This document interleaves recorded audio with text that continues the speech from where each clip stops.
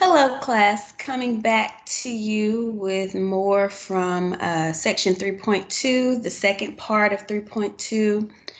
And we're going to be looking at a special uh, discrete probability distribution known as the binomial distribution. We ended the last video with introducing it, looking at the key parts to it. Remember recognizing that it has only two outcomes, either success or failure. And P represents your probability of success.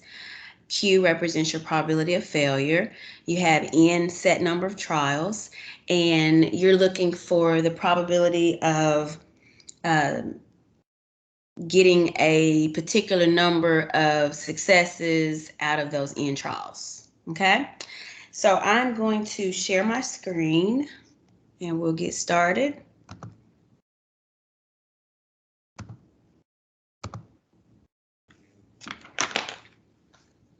Okay, so here is the binomial probability distribution formula, okay? And of course, you know, it is looking for probability, so that's where you see the P of X, probability of X. And this is, let me scoot that down here. This is just the shortcut summary or the shortcut key for a combination. So it includes a combination formula within the binomial formula. Of course, you don't have to write out the combination formula. You can use the shortcut key and you can use your calculator.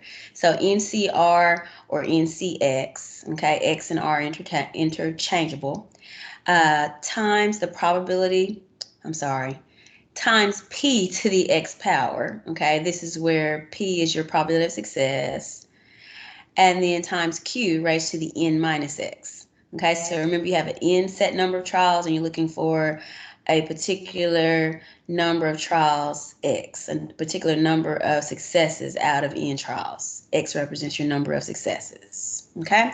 So let's take a look at it, and I'm going to use the formula first, and then I'm going to show you how you can use your calculator. So number 12 says 57% of U.S. adults have very little confidence in newspapers. Remember that, I think I mentioned this at the end of the last video, that percent that you're given will always represent your P. That's your probability of success, okay? So it comes right in at the beginning of the sentence. 57% of U.S. adults have very little confidence in newspapers. You randomly select 10 U.S. adults, and we want to find the probability that the number of U.S. adults who have very little confidence in newspapers is A, exactly 5, B, at least 6, and C, less than 4. So A represents a single value. Exactly 5 is just X equals 5. B and C both represent a range of values. So if we were using the formula on B and C, we would be using that formula several times over all the values that satisfy that range. Okay, and I'm going to demonstrate it, but I will use the calculator, but I wanted to show you the formula, how you set it up. So for part A, we're looking for P of 5 here, okay, when X equals 5. So P of 5 is just X equaling 5. Okay, and I'm going to use the formula. I'm going to start over here jotting down every key piece of information. Remember, the percent that you're given always represents your success, and we change that to a decimal, so that is 0.57. I think I'm going to change pens.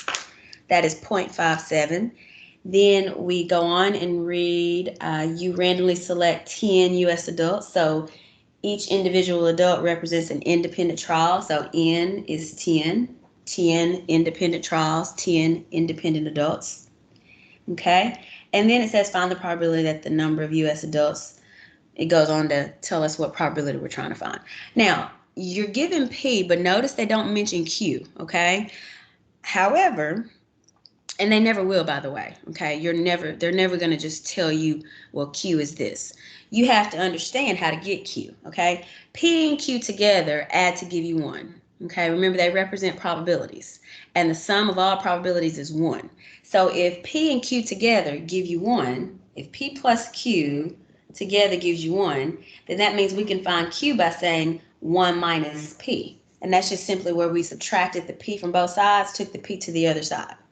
So Q would be 1 minus 0.57. Okay? And that means Q is what? 0.43. 1 minus 0.57, 0.43.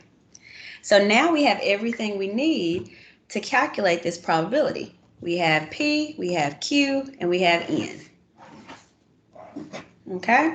So I'm going to go right into the formula P of X, where X is 5, so P of 5. N is 10, so 10 choose 5, times P, which is 0.57, raised to the X, which is 5 again, times Q, which is 0.43, raised to the N minus X, which would be 10 minus 5, which I would go ahead and just put what that is as well before I put that in the calculator. So 10 choose 5, 0.57 to the 5th, times 0.43 to the 5th. 10 minus 5 is still 5 there. Okay? And we're using the formula, of course, we can't calculate that by hand. We don't know we may know what like 5 squared is or 5 to the 3rd power is, but we don't know what 0.57 to the 5th power is. So we got to use our calculator. Even though we're using the formula, we got to use the calculator. So think about it. If you got to use the calculator anyway, you might as well know how to use the shortcuts, like really use the calculator to lessen all of this work time. Okay, so that's what we're going to do eventually. But let me just show you how we use the formula. So 10 choose X, okay, or 10 choose 5. So the first thing you do is you type 10 to make sure that you're telling the calculator what N is.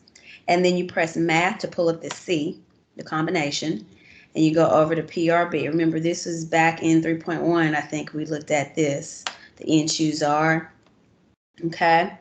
So we went math, and then we went over to PRB or PROB, and then we go down here to number 3. Remember, X and R are the same, okay? And then we tell the calculator what the R is, okay? Now, I typed 5, but notice that my cursor here is still in that subscript or that subtext. I don't want that in the subtext. I'm ready to type P now. So I'm going to arrow over so that I'm back up in the main text. And then I'm going to use parentheses, 0.57 raised to the 5th. And look, now I'm in the hypertext. I'm in the exponent. I'm going to arrow over again, this right arrow, to bring me down to the regular text. And then I'm going to use parentheses, 0.43, close parentheses. And then again, the housetop, what makes, oh yes, I'm sorry. I don't know if I showed you this. To get to the exponent, I'm using this little carrot top, or some people call it a little rooftop there. So I'm pressing that, and notice that it puts me in that exponent. If you have an older model calculator, it may actually show you the symbol and then the 5 on the screen. But on this calculator, it actually shows or puts the 5 in the hypertext. All right, and so the probability of exactly 5 out of those 10 adults, the probability of exactly 5 of them saying or stating that they have very little confidence in newspapers is 0.223. I would round that to the 3rd decimal because they tell me specifically 3 decimals. So that would be 0.223. Okay?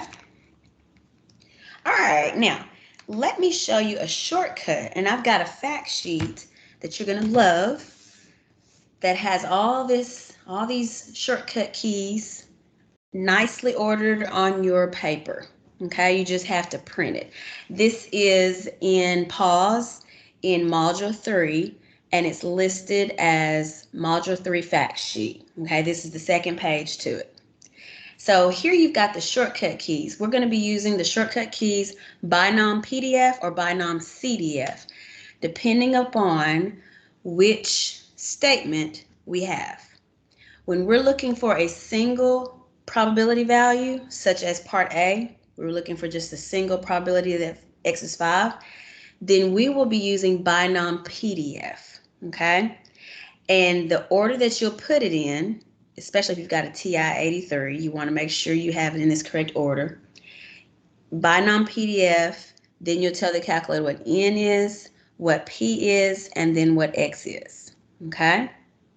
Binom PDF, when you're looking for a single probability value. And that stands for binomial probability distribution function, okay? binom PDF, the P and the D and F. Now, the CDF is when you're looking for a range of values, all right? So before we talk about these, let me demonstrate part B and C. When I say a range of values, what I mean on part B and C. So let's start with part B here. Part B, we're looking for the probability, and it was written in words here, the probability that at least 6 U.S. adults have very little confidence in newspapers. So think about this in terms of just the English language, okay? Sometimes translating in mathematics is hard for students, so I always encourage students to think about this as just in regular English language, layman's terms. What does at least 6 mean to you? Okay, that's what I want you to think about.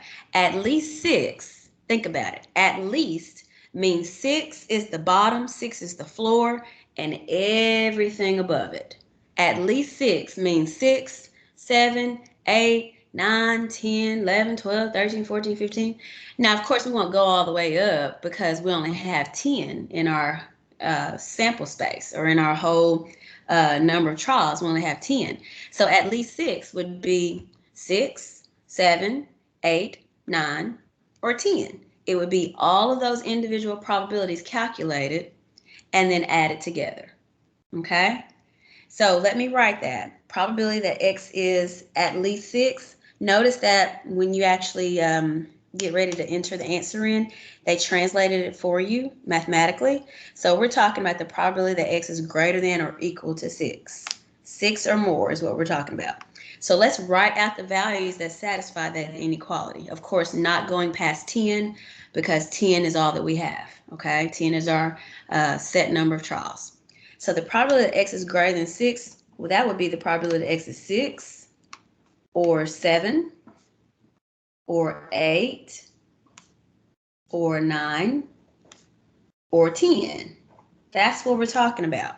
Now you can imagine if I was using the formula, how kind of long this would be, okay?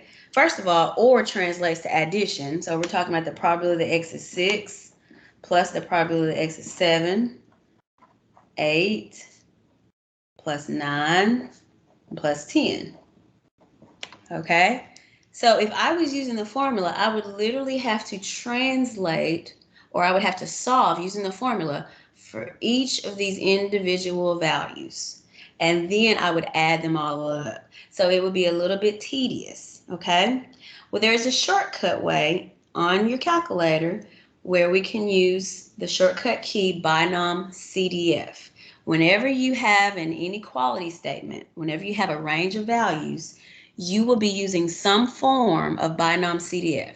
It may just be binom CDF right away, like straight into the calculator, or it may involve you subtracting that from 1. But either way, you will be using some form of binom CDF. Let's take a look at that, okay?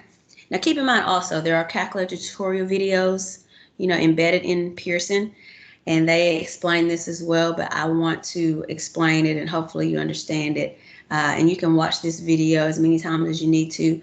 Do watch the other videos as well though, okay?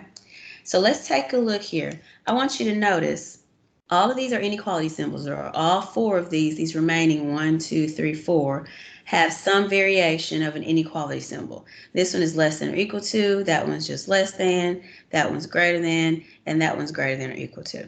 But they all have some inequality. Each one of these involves binom CDF because they represent a range of values. So the only time you have the PDF is when you have a single number. And actually, if we wanted, that is another option. We could use we could find each of these individual probabilities using binom PDF for each of these individually, and then adding them up, okay?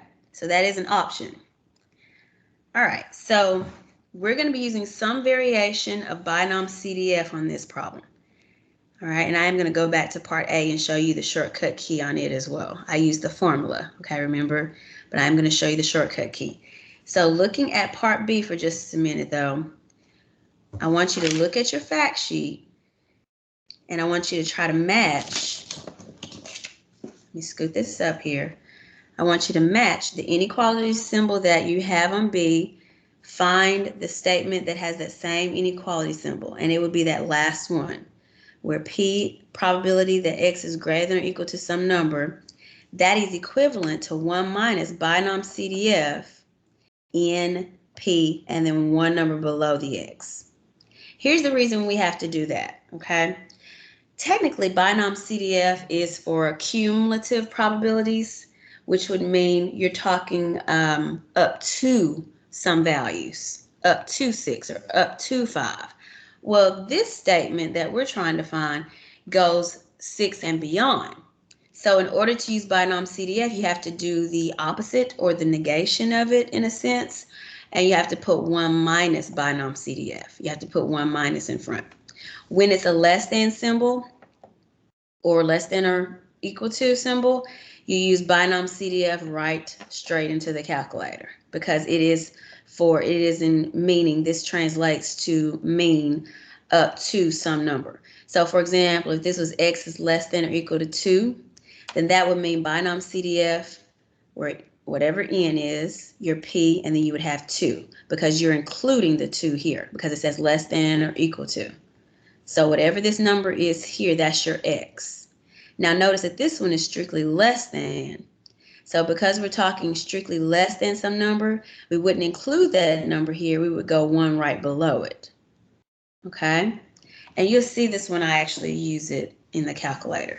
So let me show you what we would do with A using the binom PDF. Let's start with that. Okay? So here's A using the formula.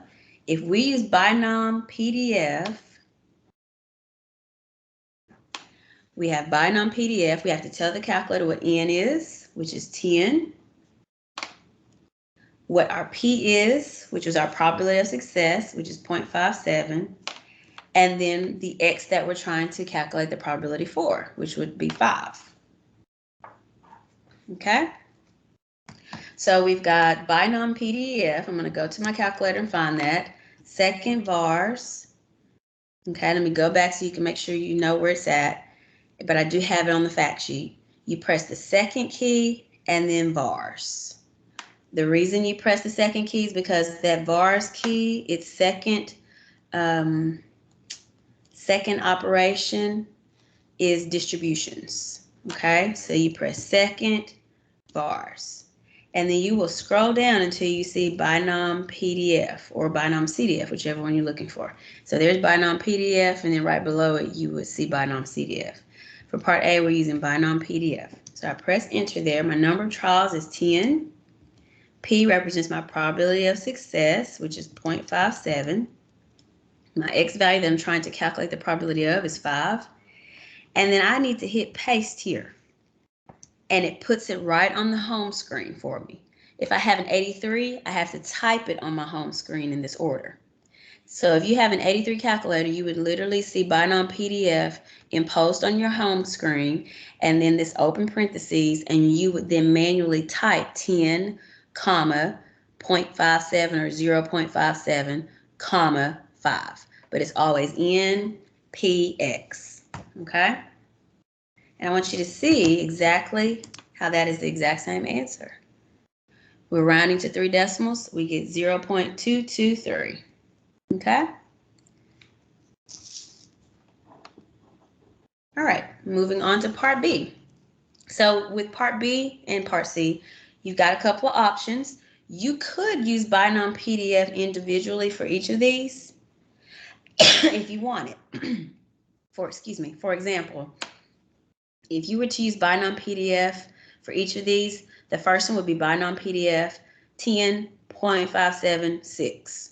And then you say plus. Binom PDF 10.577. And then you would say plus. Binom PDF 10.578. And you would do it again for 9 and 10. You would be finding these probabilities individually and then adding them all up. But there's an even shorter way to do that. And again, when you're dealing with a range of values, that's where you can use binom CDF.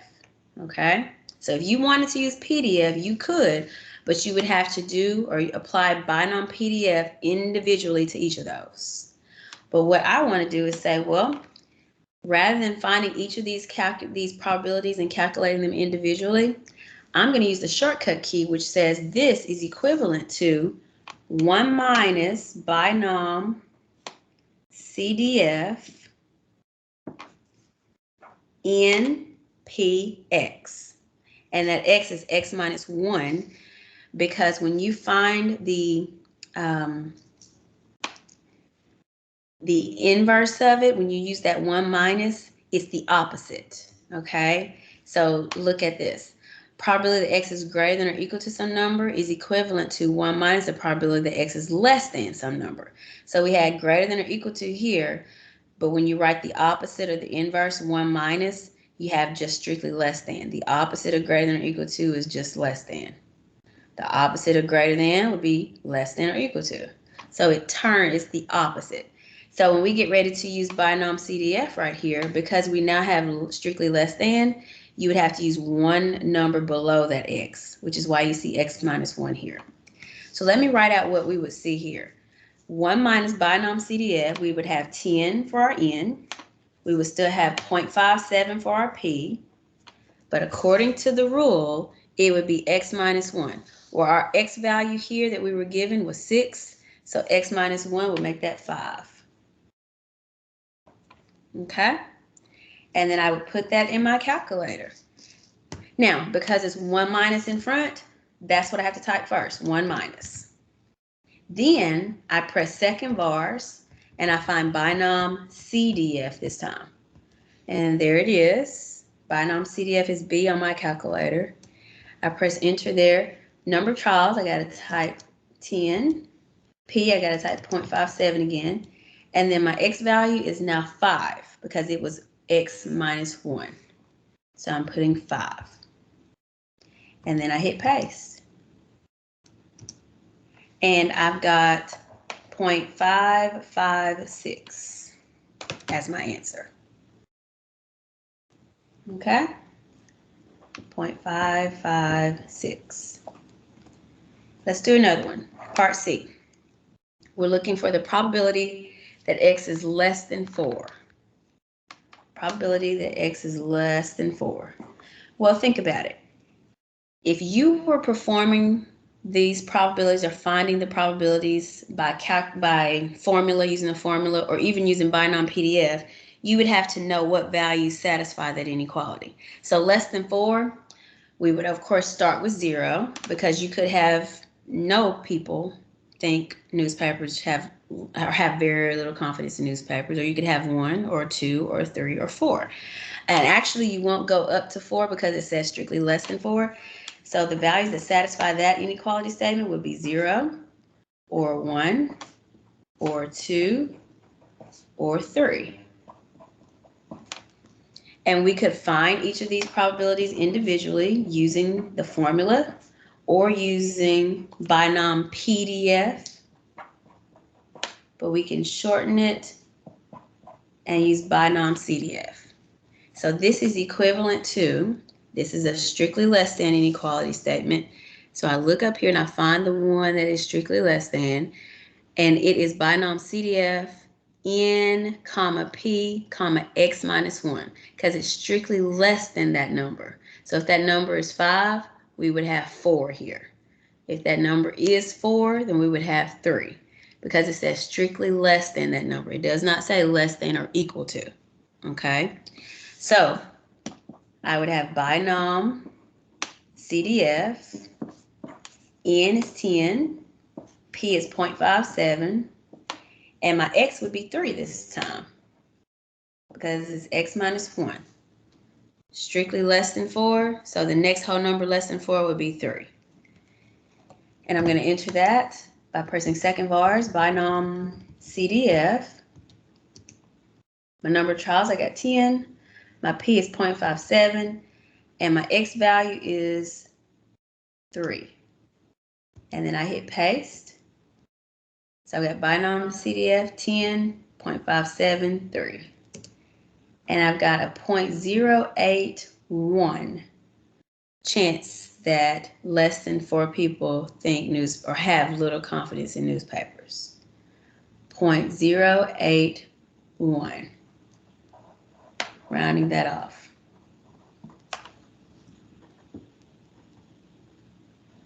Okay, so that wraps up that problem.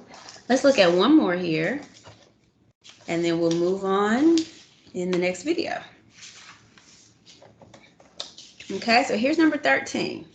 I'm not going to use the formula this time, so I can honestly kind of cover that up. I'm using my shortcut keys.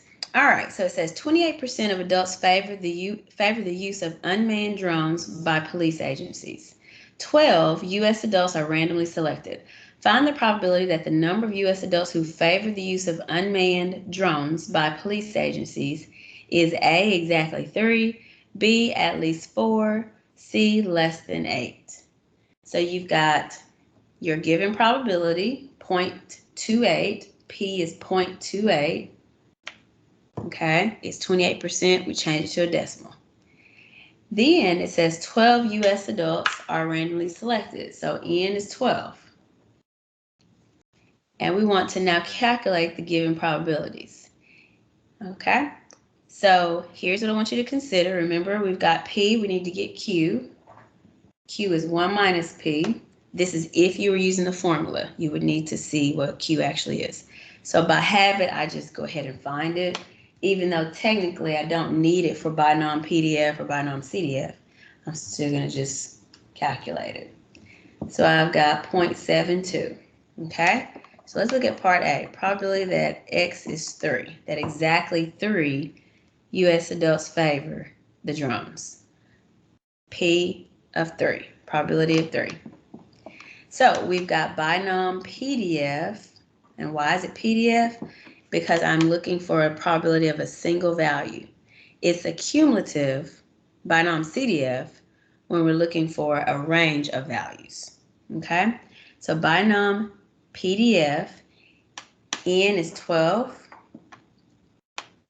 0.28, 0.28 is my P, and I closed my parentheses too fast, comma, my 3. So binom PDF, press second vars, scroll down till you see binom PDF, and then enter 12, 0.28, and 3.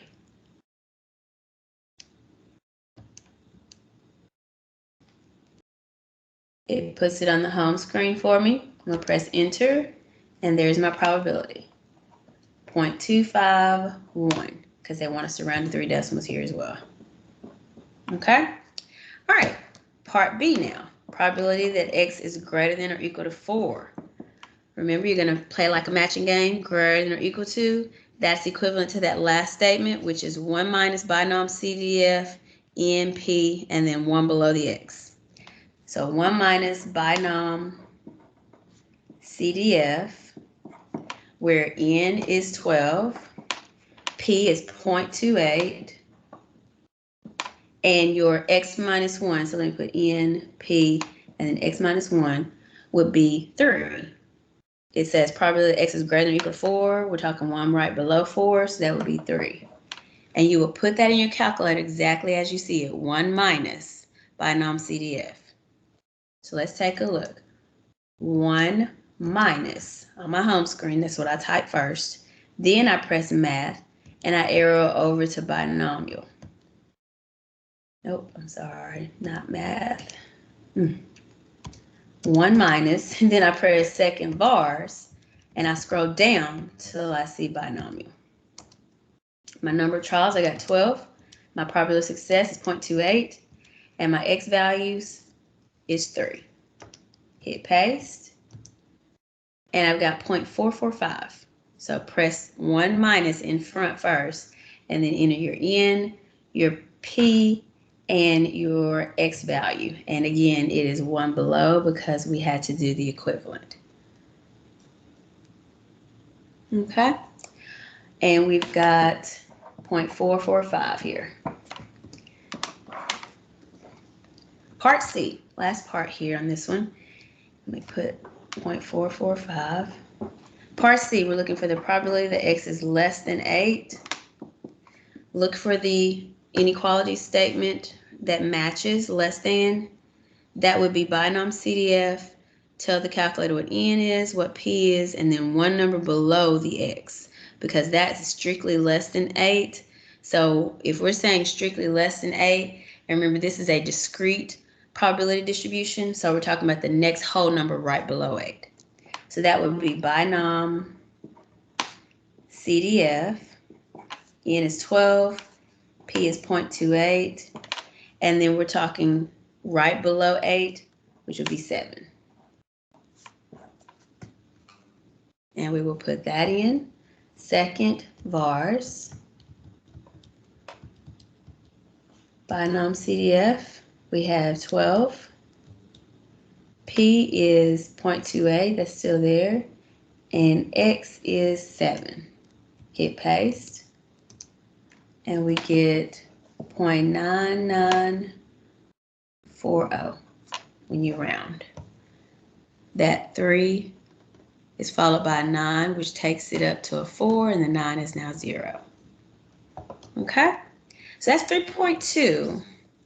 And hopefully that's cleared up any discrepancies, anything that you may not quite have gotten. I'll see you soon.